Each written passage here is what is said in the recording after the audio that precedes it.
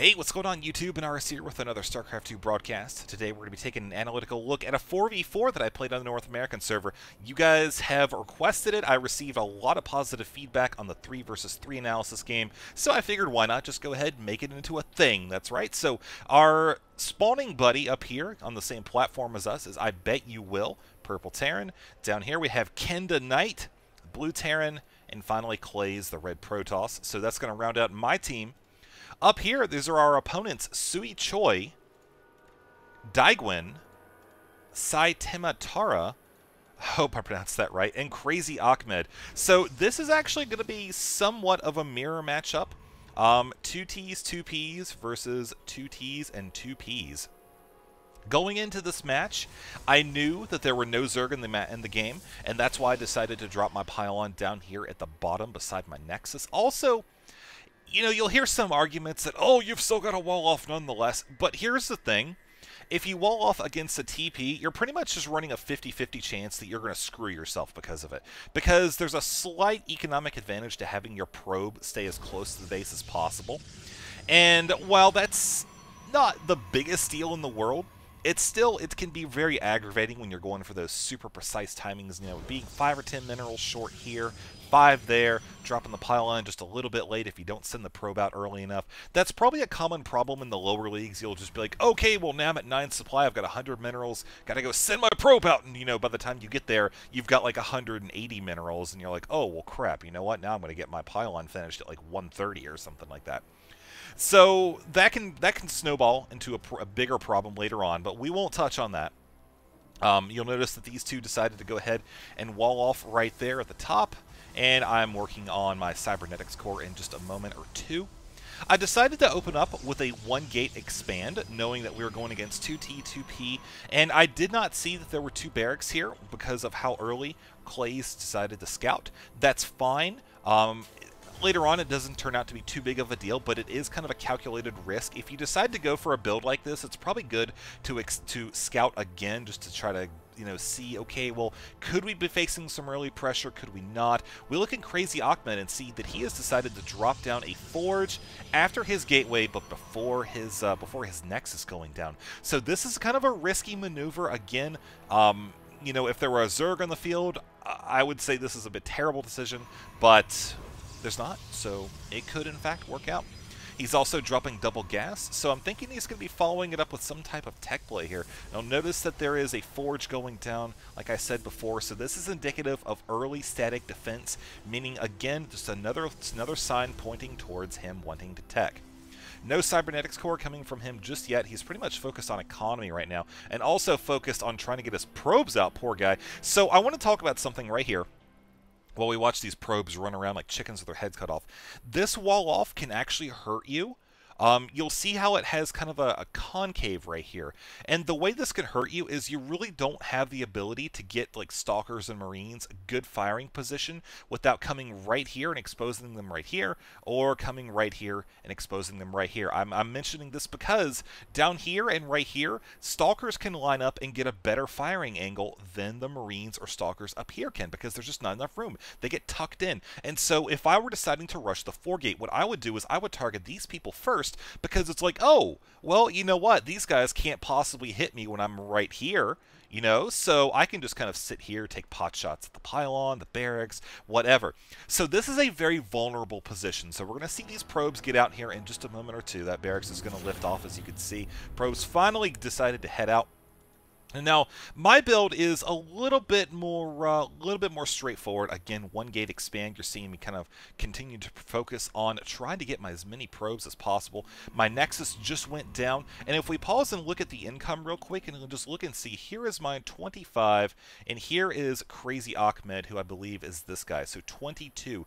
So you see, even though he dropped his expansion before me, my probes are still a little bit higher right now, but we're going to see him kind of take a slight advantage because he's able to produce from the 2 Nexus. Now, Sui Choi down here has made a decision that I'd like to talk about here for just a minute, and that is he's decided to hold his defenses down here at the bottom.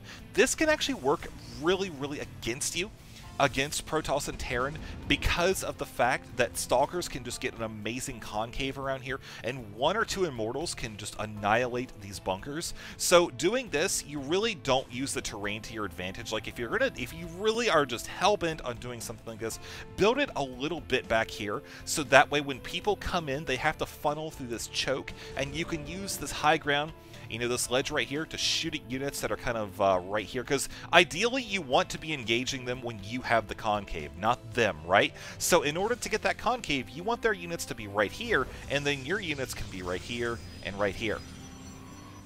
So this expansion still continuing to go up. We look at the income now, like I said before, Crazy Ahmed 30 probes, myself, or 34, myself only 30, as my Nexus just finished a second or 2 ago, and Clay's down here is going ahead with 3 additional gateways, and I've just dropped my 2 additional gateways. That's just about complete, and I'm dropping an additional 2 as well. I want to try to focus on getting a whole bunch of gateway units built up very quickly, because I know that up until this point, you know, the very early stages I was pretty well off because I did chrono out 2 Stalkers before refocusing back on my Nexus, but afterwards I did kind of become vulnerable because I, again, focused on my economy. So looking to try to close that gap with very, very quick production of those low-tier units.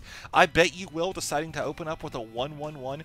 This can be a very powerful play, but we look and see that he really doesn't have squat in the way of Marines. He's kind of more focused on the tech aspect, getting that second Banshee up, and we see there's going to be a very strong attack coming from Sui Choi and at Daigwin. Now here's that bunker. This is exactly what I'm talking about right now. This bunker out here by itself is just going to get obliterated, as you saw those 2 Marines running for dear life. Now, while this is going on, I want to point out that there are 4 DTs right here getting ready to look to engage. And also, more importantly, you'll notice these Marines hanging out here. These Marines should be doing something right now. This type of attack where you have 2 people going to engage in a spot like this is not very smart. And that's because, you know, you're coming into an area that's basically a giant sphere of influence for us. You're getting cut off because the terrain features right here. This is where our area begins, right? This area. So, you know, by coming over with just 2 people, you're exposing yourself to 4 people's units, and having this 3rd person down here really not going to be helpful. Now this Protoss up here, he doesn't have too much. I mean, we see he is working on teching right now, so this attack is mainly Daigwin and Soi Choi. We're going to see them start to run up and realize, you know what, oh crap, there's some units coming in to sandwich us, and also I don't think they see the DTs. Oh, they do, so they decide to scan those DTs. Very smart, however, deciding to run away. And so I'm continuing to push up here, and I throw down this force field. They throw down these 3 and this one. I'm not sure why that one went down, but these 3 were meant to keep basically me away from these forces, and allowing them some extra time to break down some probes here. So you see this siege tank choosing to engage. Not the best decision. I mean, yes, I understand that the siege tank was really all he had, but we see over here that there's a turret going down, so Soi Choi is aware of the fact that there are some DTs in the field. And of course, we look and see the Warp Prism looking to ferry these in. Now, another thing right here is that you see that he's finally solving this. That's good, but until that point, there was a way where those Dark Templar could just kind of casually run on by, and even though they'd be shot at, you see there's only 4 Marines in that bunker there. So losing the Warp Prism, not a good thing, but he was able to get those 3 Dark Templar. This is actually a very smart move, deciding to go ahead and counterattack with these like he is, because now it's going to shift the pressure from, obviously, from us to them, and you'll notice that there's still 4 Marines kind of hanging out here. This Terran player decided to try to push up here when he decided to push in, and it just didn't really end up very well for him. I decided not to really focus too much on that. But now Clays is coming over here and attacking this this cannon, and this scan is where I want to stop and talk again. This scan, and also there was one down here, they were 2 wasted scans because you don't simply want to reveal the Dark Templar. Okay, that's just like a police officer pointing at somebody who's snagged someone's child and is running away. Like, oh no, look, quick, over there. And you're not, like, and he just stands there. You're not doing anything about it. So I follow the 4-second rule. The 4-second rule is, if you cannot kill, well, first you need to listen to the swashes of their blade, and you need to listen for how many DTs there are.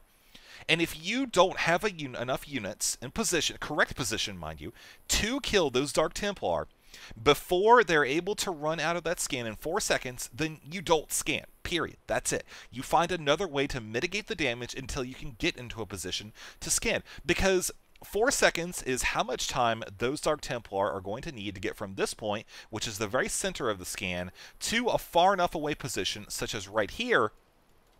Just ignore that cannon, but right here where it would no longer be in danger, because once that scan goes away, those Dark Templar can just come right back on down, knock out this cannon, and that's going to be that. So we're going to see him now. Those Dark Templar trying to knock out that cannon. They are successful, continuing to run away. Unfortunately, Clays does run directly into a cannon. I think this would be the only safe spot for him at that point, until that scan ran out. But overall, that attack was very successful in keeping these forces away from the defense over here. So that was the point of that attack. You see, if he had sent all these forces down here while we were starting to rebuild, these guys would have had a little bit more of a difficult time. But as it was, we're able to rebound very quickly. So you see my army is continuing to build up here, keeping my money fairly low. Clay is deciding to drop his expansion as well, going to be very, very behind. And one thing I also want to point out now is the income at this stage of the game.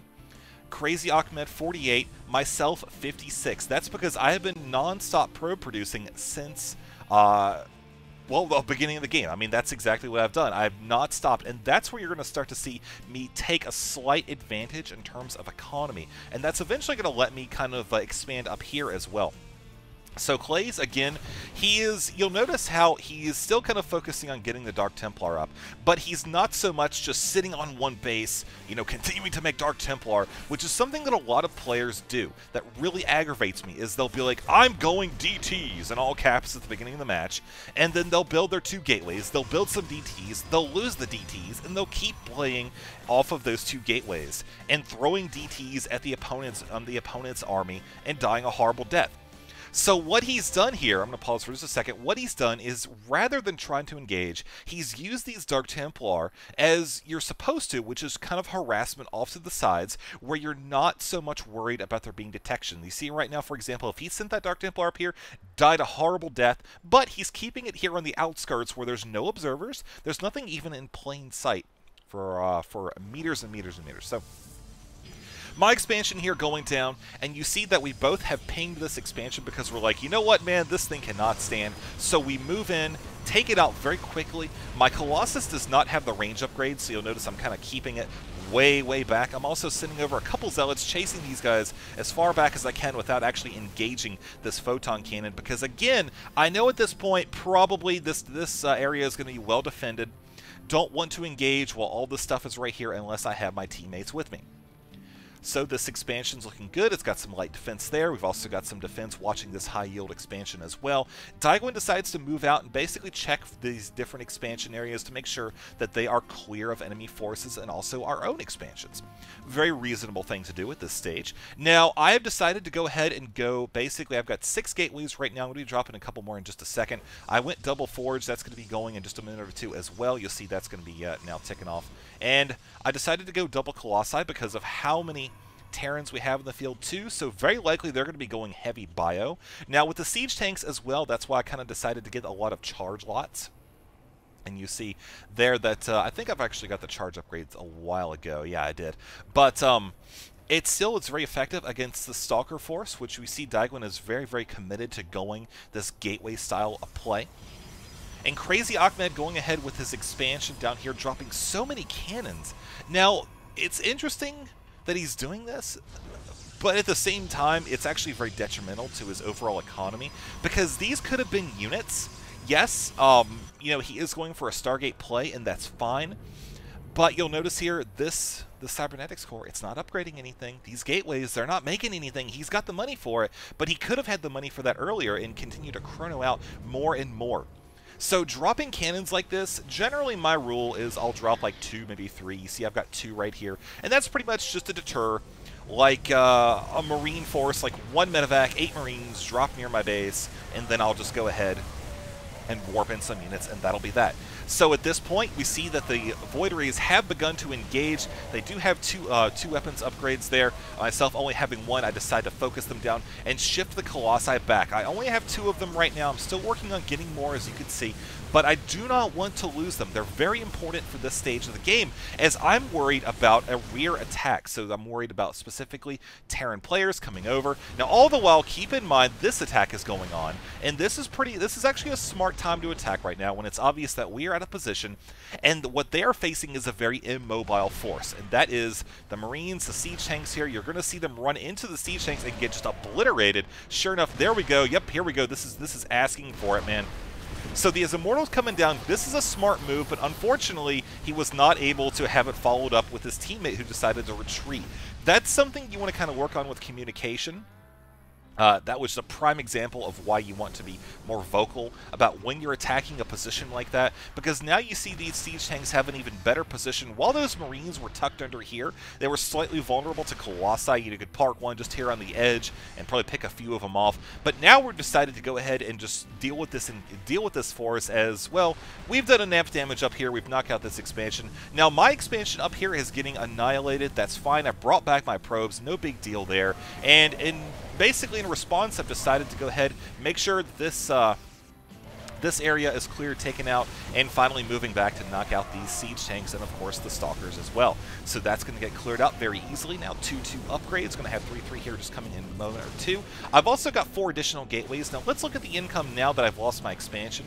You'll notice I'm still 76. Crazy Ahmed is at 42, so he's running off of those 2 bases right now. And we notice these Marines over here running around doing a lot of damage. These Void Rays still going uncontested. The bulk of my army is over here, and at this stage in the game, I decided it would be wiser just to go ahead and commit to attacking these expansions and hitting the bases, because reinforcements here at our main can most likely take out the few Void Rays. I mean, yes, they're 1-1-2, that's fine, and of course the Terran's going to be facing another attack here at his main now. All the while, I decided to go ahead, okay, leave this expansion, there's one Immortal. That's fine. We need to press up here in the main because we don't want to give these guys any chance to establish a foothold defense at the natural expansion or whatever. So this actually kind of aggravated me a little bit because you see, okay, we've got a whole bunch of Marines here. You know, my Colossi, of course, are bringing those over. And I've got a couple Stalkers as well. But for the most part, I'm looking to reinforce my attack. And I'm working on double Colossi right now. You'll notice that I'm starting to kind of accumulate some money. And I can only really keep it down so much at this stage because, well, I'm 195 out of 196. My last pylon died up here, unfortunately. And you see that I'm actually dropping my Nexus. I could drop a pylon right now, but I don't really want to dedicate the minerals to it, seeing as how we have this issue. And there's my ping of frustration because it's like, all right, this has been going on for like 3 or 4 minutes straight now, so can we please do something about this? And again, I realize that I could go back and take it out just as easily, but I'm already up here knocking out, you know, I have knocked out this person. I'm knocking out this person as well. He still has enough infrastructure, although not a lot of income, but he could still be a threat. And that's what I'm more concerned about. You see this guy up here, he's got a large force that he's getting ready to run into a bunch of siege tanks. And that's going to get, you know, knocked out very quickly. Finally, I believe some of these forces are taken out. Yep, a couple of Void Rays were destroyed. Unfortunately, another expansion has been defeated. And, oh no, the SCVs are coming over here and drilling away. And there's my, let's see, there we go, 5 Marines. I was incorrect. It's 6. 6 Marines and 2 medevacs. So Kenda coming over here with the Marines, going to be knocking this out. Hopefully, this is going to be the last of them. And you'll see these guys are long-distance mining. At this point in the game, it's pretty obvious that, you know, we're going to be able to knock this out. We've got, unfortunately, a little bit of a choke here. I decided to go ahead and bring these forces out. I wasn't quite expecting so many siege tanks. But, you know, blinking out, take care of those, bring in the Colossi, finish it up. Good work, team, and knock out the medevac for funsies. So I decided to bring my forces back because I want to hit from this angle, I believe, and also make sure that my own base is in order here. I've got other things I'm worried about, like, of course, for example, the SCVs, which have knocked out my command center. I did cancel it, by the way. But I still have plenty of workers. You see, I've got 50, 44, 20, 63. So Terran over here, he's got the most right now, but you see that he's also got a lot of gas kind of here sitting. And this comment that I made, stop being so reactive, was because of the fact that for a while we had just a lot of forces sitting around here. I have brought mine back temporarily because I did not want to get caught off guard by these guys and while I was working on my base. But, you know, the other guys are just kind of sitting around being very, very casual about their pressure. And this is the stage of the game where you just want to make sure that you can press full on and go in for the killing blow. We look and see that there's some carriers here. Okay, that's not a huge deal. We've got a lot of Marines. Those can knock those out. Crazy Ahmed, you know, at this stage, it's pretty obvious that he's going to be dying a horrible death. Marines, of course. Oh, man, see, this is exactly what I'm talking about. One carrier down, two carriers, three carriers, and then the fourth one as well. Pretty much just cutting off the teeth of Crazy Ahmed's force. And we're just going to speed this up a little bit because, yeah, this is the stage where you just go and just kill crap. That's all you're doing. So that's pretty much going to be it. The analysis is over. I don't think anybody needs to have me going on, well, you really should position the siege tank back here because it's out of range of the Colossi. But anyways, I hope you guys enjoyed this. Hope you learned something from it.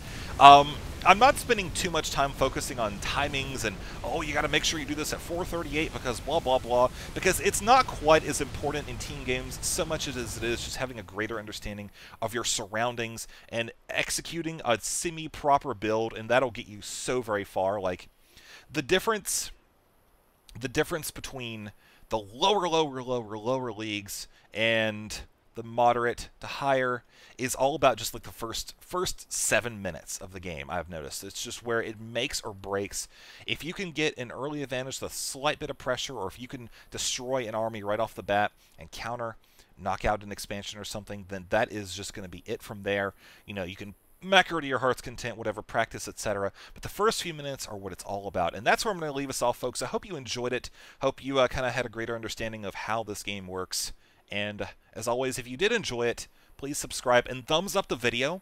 Like, I'm not saying, oh my god, thumbs up the video because blah, blah, blah. But this lets me know that you guys are enjoying where this series is going. And, you know, of course, you can leave a comment down below and also let me know what your thoughts are as well. And I realize that some people don't like having the game paused so much, and I tried to work on that a little bit at this game, but especially when you've got 8 people, you cannot expect to try to have analysis without pausing at least a little bit. So, just want to address that, and with that being said, let's go check out the score screen. Alright, so we are here now looking at the army value, and you can see right here where I opened up with that 1 gate expand, my army kind of, it was average. It was average because of the chrono boosting, and then it started to pick up a little bit more, and we saw it really start to skyrocket there. So, the rest of them you see kind of averaged out. So if you can get on a team where you've got 1 or 2 people going for that early expand, and you know that they're not going to be going for some sort of early or sub 6-minute rush, then you're generally okay to open with a build like that. If you're going against Zerg, I would suggest getting a couple additional gateways, like a 3-gate expand.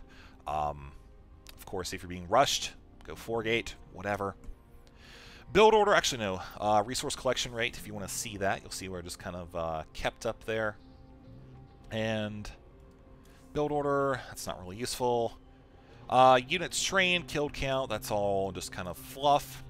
Average unspent resources, mine was, I would say, probably closer to 400 or 500 there, but only because the last third of the game where I was maxed out running around just kind of killing stuff, had a lot of money accumulate. We had a couple players who were really high.